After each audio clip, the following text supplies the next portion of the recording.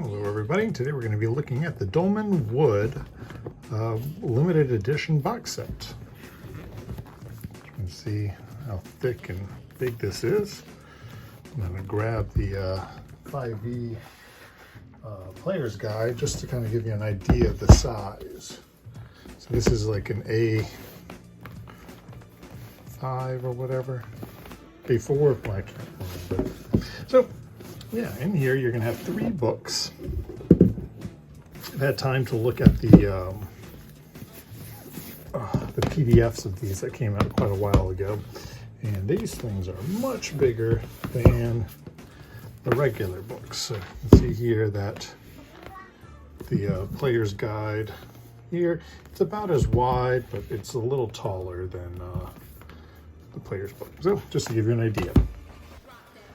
So these games are kind of a fairy tale setting where you have lots of different hooks to get the players involved, especially inside this ginormous campaign book.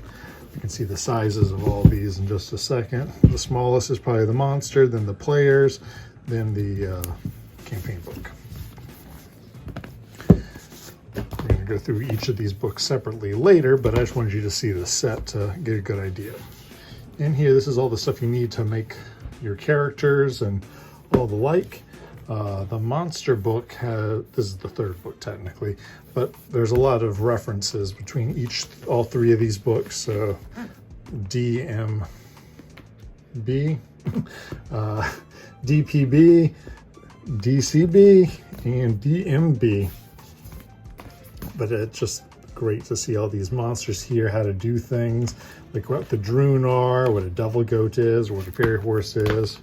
The player's book has a beautiful map on the inside cover of Dolmenwood. And then on the back, it has a lot of the basic stuff that players might need on a quick notice. So horses, common fungi and herbs, which in Dolmenwood is really nice because there's all sorts of different ways of healing, and you don't have to depend on clerics all the time. But you have different factions, different sentient races, you have languages. It's just such a rich tapestry of different cultures working together. So, you know, you have mosslings, you have the Breggles, you have the woodgrue, which are kind of like little bat-headed and party animals. Grumblekin, which are kind of like Puss in Boots, or they can be, or they can be a little different. Humans, as different as humans are, and then elves. From here, they have different classes and a bunch of different stats. So like even for humans and stuff like that, there's just all these backgrounds that you could roll if you wanted to. Lots of good classes. You have the basic 4, cleric, fighter, thief, and magic user. But they added a few other classes. We'll go over these a little bit more detail later. Then when you get to the campaign book, it has the GM map and stuff like that. You have just a huge amount of information. Not really what I would consider a campaign, but just a really good like sandbox. This is just amazing.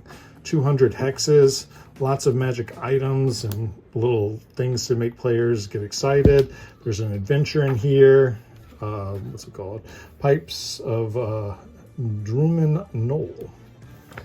A really decent little adventure to get people started on it. Rumors, different tables. Just amazing. This thing is just a smorgasbord of ideas. So even if you're not into Dolmenwood or the idea of it, this book alone is fantastic. The monsters are great. I think there's like 87 or 82. And then they tell you here. But yeah, there's a bunch of monsters in here. And really nicely is it has a bunch of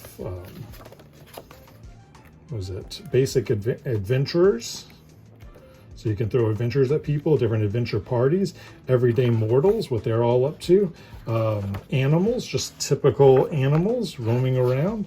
So there's actually like, there's a huge amount of different creatures to deal with in this beautiful fairy tale setting. I'm going to go over each book individually in the future, but I just wanted you to see how extensive the Dolmenwood box set is. You don't have to get the limited edition one, which has a really nice, a little embossing and stuff like that. Really nice. They have bookmarks, and even in this one, they have, I believe, 2 bookmarks for the campaign book, just because of how huge it is. So yeah, this is a wonderful RPG for a toolbox, but more importantly, it is its perfect setting and monsters and creatures and everything you need to play a game right there. So yeah, I would highly suggest Dolmenwood. It's looks great, and I can't wait to bring this to the table for my players.